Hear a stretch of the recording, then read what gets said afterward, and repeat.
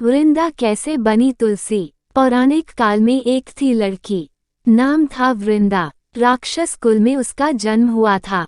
वृंदा बचपन से ही भगवान विष्णु जी की परम भक्त थी। बड़ी ही प्रेम से भगवान की पूजा किया करती थी।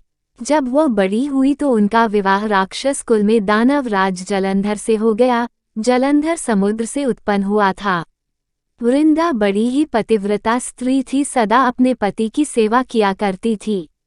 एक बार देवताओं और दानवों में युद्ध हुआ।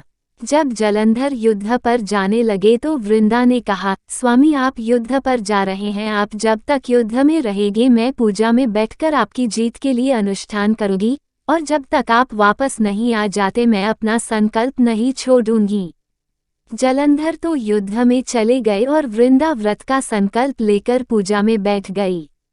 उनके व्रत के प्रभाव से देवता भी जलंधर को ना जीत सके। सारे देवता जब हारने लगे तो भगवान विष्णु जी के पास गए।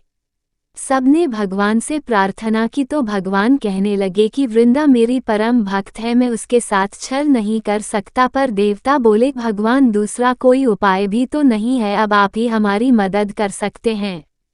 भगवान ने जलंधर का ही रूप रखा और वृंदा के महल में पहुंच गए। जैसे ही वृंदा ने अपने पति को देखा, वे तुरंत पूजा में से उठ गई और उनके चरण छू लिए। जैसे ही उनका संकल्प टूटा, युद्ध में देवताओं ने जलंधर को मार दिया और उसका सिर काटकर अलग कर दिया।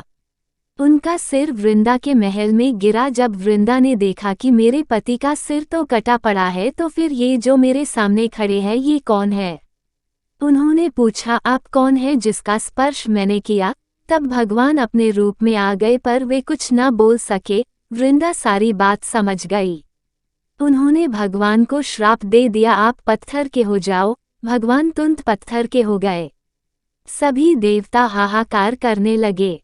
लक्ष्मी जी रोने लगी और प्रार्थना करने लगी। तब वृंदा जी ने भगवान को वापस वैसा ही कर दिया और अपने पति का सिर लेकर वे सती हो गई।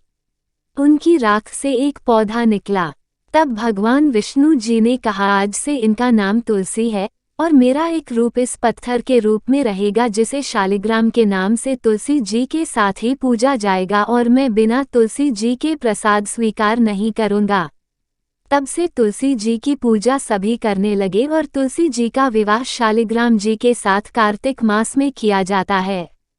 देवउठनी एकादशी के दिन इसे तुलसी विवाह के रूप में मनाया जाता है। तुलसी महारानी की जय। हरि हरि बोल।